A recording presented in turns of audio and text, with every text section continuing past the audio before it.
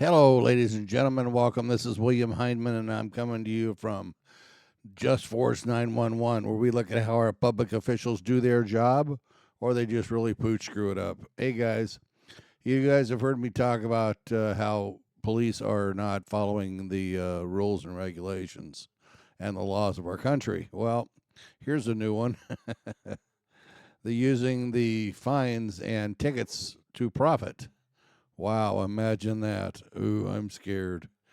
Guys, let's check this video out. Hey, do me a favor, hit the subscribe button, please. Hit the bell icon so you know when I put out a new video. Thumbs up, thumbs down says how I'm doing for you guys. Hit the like and share because it helps my algorithms. All right, let's check this video out, guys, and you'll see what I'm talking about. Traffic tickets can generate serious cash for cities across the country. I'm Lee Zurich. And I'm Tisha Powell. In Georgia, civil rights experts believe state law enables cash-strapped cities to use their officers to generate revenue at the expense of trust in law enforcement. When similar cases unfolded in a neighboring state, Alabama officials took action to stop its departments from boosting budgets with fines from traffic citations. Investigative reporter Andy Parati takes an in-depth look at what they did to rein in the practice.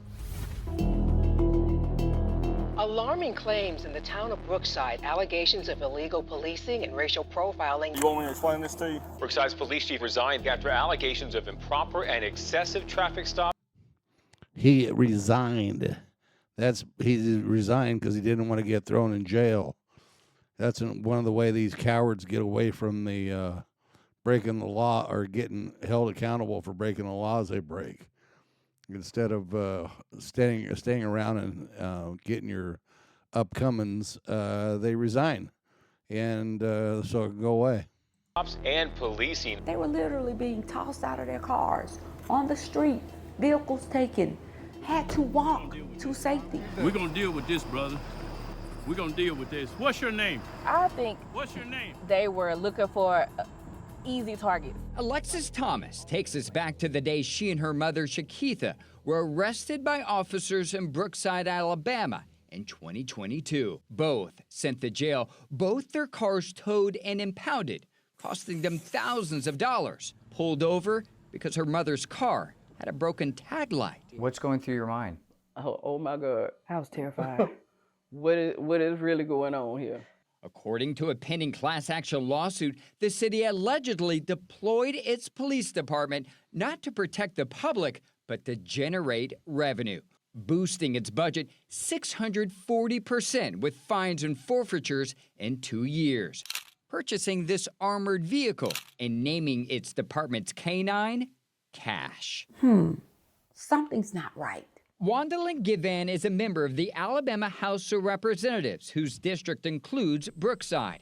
After receiving thousands of complaints, she helped pass a new state law 2 years ago capping the amount of traffic citation revenue cities can collect at 10% of their budgets. Ticket revenue generated above that sent to a state-run crime victims compensation fund. The legislation received bipartisan support in a Republican-led legislature. I had law enforcement agencies literally calling me from across the state of Alabama and throughout the nation to say, listen, we're good cops. We're not bad cops. Those are bad cops. And Brookside was the catalyst for this legislation. Absolutely. Yeah, the bad thing is Brookside is not the only one doing this. There's hundreds of them across the country that are doing this. Police departments. Brookside exists everywhere. There's a Brookside in every state. 300 miles away, ticketed drivers share similar outrage about a small police department in Lenox, Georgia, that generates even more revenue from traffic citations. Like they were looking for charges to stack upon us. It's crazy. I mean, they're pulling people over left and right. It definitely seemed like he was coming after me. I was a cash cow. We uncovered nearly 73% of Lenox's budget came from traffic fines in 2022. To put that in perspective, Brookside's fines and forfeitures made up around 49% of its budget before Alabama changed the law.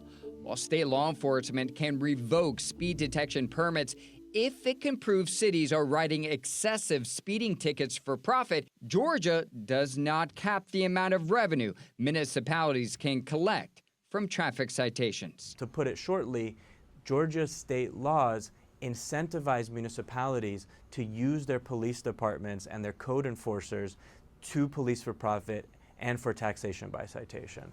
Jabasitu Ashvili is an attorney with the Institute for Justice. According to this report produced by the civil rights organization, Georgia ranks as the worst state in the country with laws that enable or encourage taxation through citation, largely because municipalities operate their own traffic courts. So this is wholly counterproductive to the notion of police protecting and serving, and instead turns police into revenue collectors for themselves.